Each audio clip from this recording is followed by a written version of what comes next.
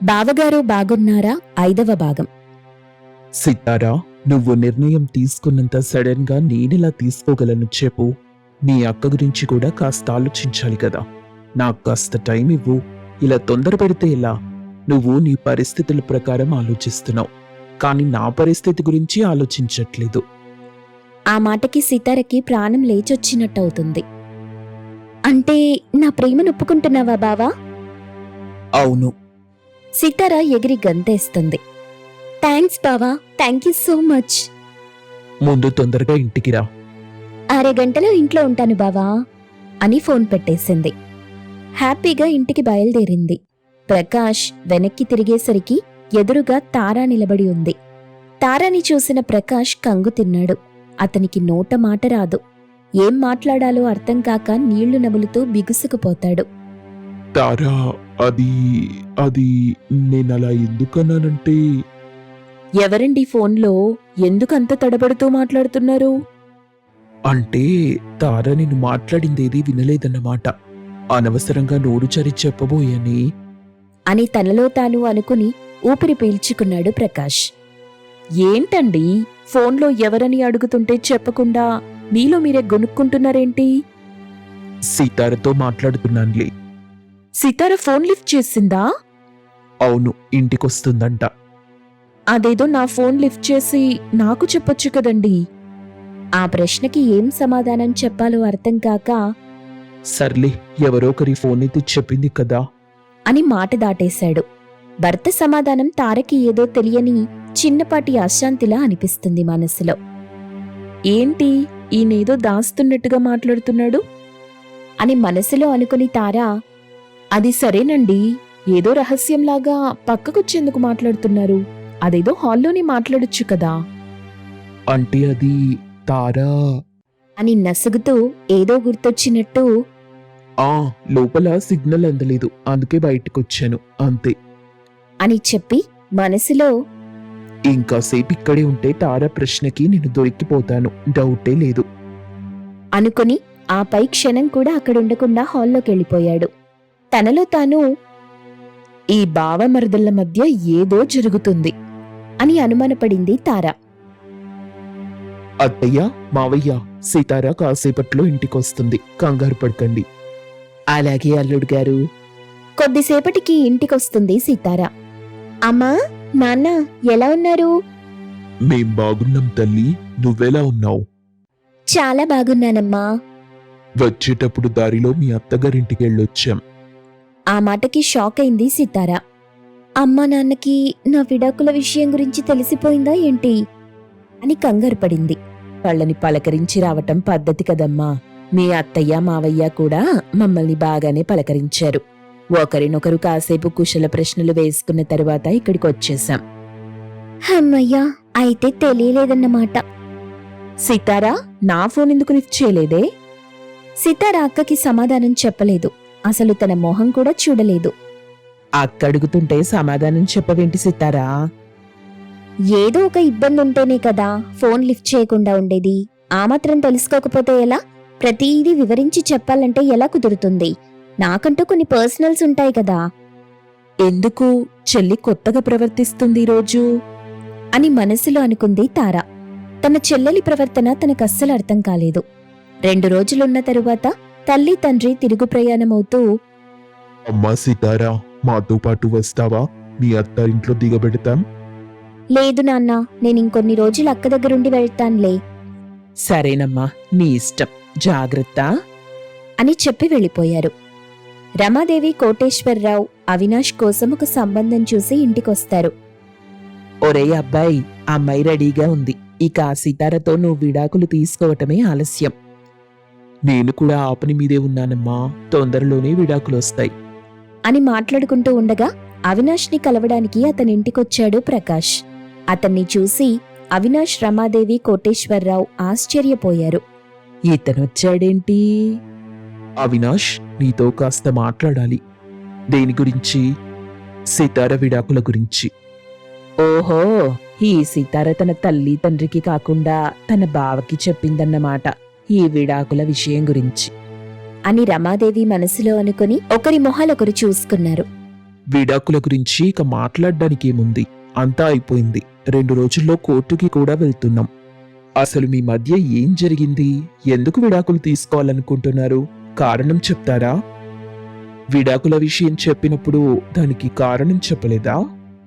తను నీ నుండి విడాకులకు ఒప్పుకోవడానికి కారణం నాకు తెలుసు, అది నీకు కూడా తెలీదు.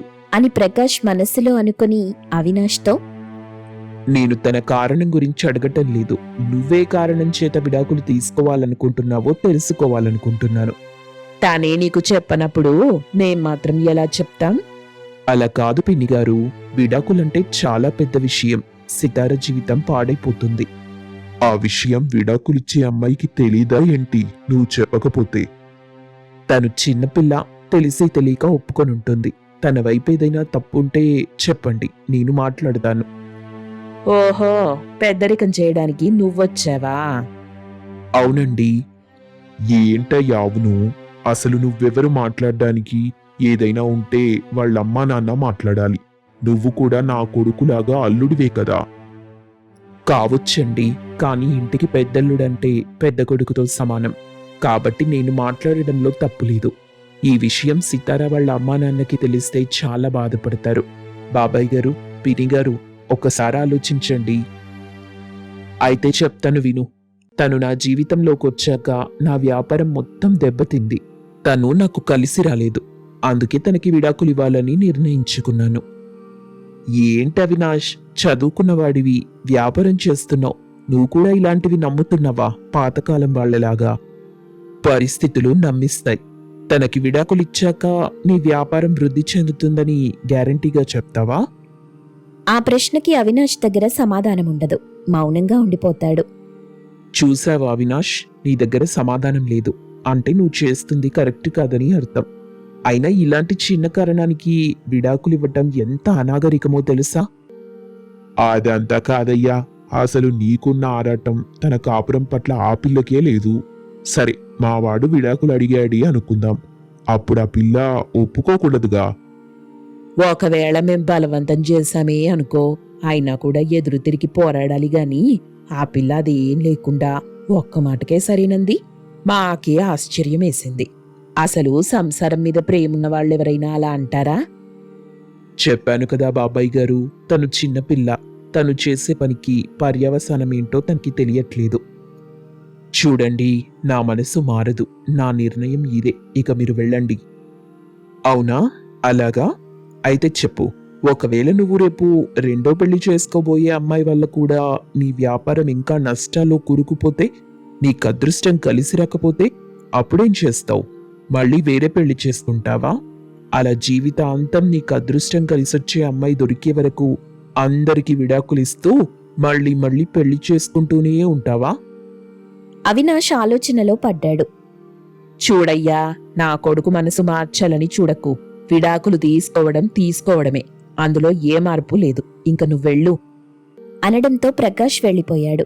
మనసులో, ఎలాగైనా సితారా అవినాష్ల మనసు మార్చి వాళ్ళిద్దరినీ ఒకటి చేయాలి. ఈ విషయం అత్తయ్య మావయ్య తారాకి తెలియకుండానే సాల్వ్ చేయాలి.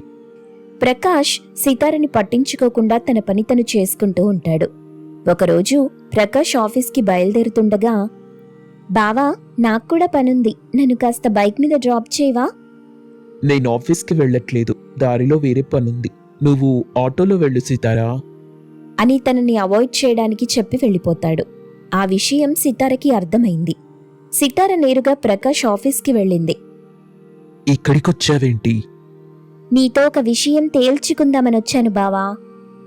ఏంటా విషయం? నా ప్రేమని ఒప్పుకుంటాను, కాస్త టైం ఇవ్వని చెప్పిన మాట మర్చిపోయావా? నిన్నింటికి రప్పించడం కోసం అప్పుడలా అన్నాను. అంటే నన్ను నీ భార్యగా చేసుకోవా? ఉహుం. అసలు నా భార్య దగ్గర నాకేం తక్కువైందని తనను వదిలేసి నిన్ను చేసుకోవడానికి? మా అక్కకి పిల్లలు పుట్టలేదు కదా బావా. ఇప్పుడు పుట్టకపోతే ముందు ముందు పుడతారు, దానికి ఏంటటా తొందర? అదేం సమస్య కాదుగా. అయితే చెప్తా విను.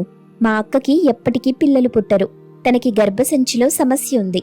ఈ విషయం బయటికి తెలిస్తే మా అక్కకి పెళ్లి కాదని దాచిపెట్టాం. అది విని ప్రకాష్ షాక్ అయ్యాడు. కానీ అతని మనసులో ఎక్కడో సితార చెప్పిన దాని పట్ల అపనమ్మకం. మనసులో ఇది నిజమో కాదో తెలుసుకోవాలి. అని అనుకున్నాడు. మరోవైపు సితారా, ఇకపై సేఫ్ గేమ్ ఆడి లాభం లేదు. ఎవ్వరెలా పోయినా నాకనవసరం. రిస్క్ చేసైనా సరే బావని దక్కించుకోవాలి అని ఫిక్స్ అవుతుంది సితారా. ఒకరోజు సితారకి తెలియకుండా తారని హాస్పిటల్కి తీసుకెళ్తాడు ప్రకాష్. తనకి టెస్ట్లు చేయిస్తాడు. ఏంటండి సడన్ గా ఈ టెస్ట్లన్నీ? ఏం లేదు తారా, ఊరికేనే. మనకింకా పిల్లలు కలగలేదు కదా, ఒకసారి ఇద్దరం టెస్ట్లు చేయించుకొని ఒకవేళ ఏదైనా ప్రాబ్లం ఉంటే మెడిసిన్ వాడితే మంచిది కదా. ఇప్పుడు సడన్ గా ఈయనకి ఈ ఆలోచన ఎందుకొచ్చింది అని మనసులో అనుకుంది తార. తనకేవేవో అనుమానాలు కలుగుతూ ఉంటాయి, కాని వాటి పట్ల తనకి కూడా స్పష్టత లేకపోవడంతో మౌనంగా ఉండిపోయింది. టెస్ట్లు అయిపోయాక రిపోర్ట్స్ వస్తాయి. తార గర్భసంచిలో ఎటువంటి లోపం లేదని, అంతా బాగానే ఉందని రిపోర్ట్స్లో తేలింది. హమ్మయ్యా అని ఊపిరి పీల్చుకున్నాడు ప్రకాష్. ఇద్దరూ ఇంటికొచ్చారు. ఒకరోజు రాత్రి తార నిద్రపోతూ ఉంది. హాల్లో ప్రకాష్, సితార మాట్లాడుకుంటూ ఉన్నారు. సీతారా, నన్ను పెళ్లి చేసుకోవడం కోసం ఎంతకి తెగించావు? మీ అక్కకి పిల్లలు పుట్టరని అబద్ధమాడుతావా? అని సితార చెంప పగలగొట్టాడు. మధ్యరాత్రి సమయంలో మెలకు వచ్చి చూసేసరికి పక్కన భర్త కనిపించలేదు. ఈయనెక్కడికెళ్ళాడు అనుకుంటూ హాల్లోకొచ్చింది తార. తార రావటం గమనించిన సితార వెంటనే బావని వాటేసుకుంది. దూరం నుండి ఆ దృశ్యం చూసి షాక్తో బిగుసుకుపోతుంది తార.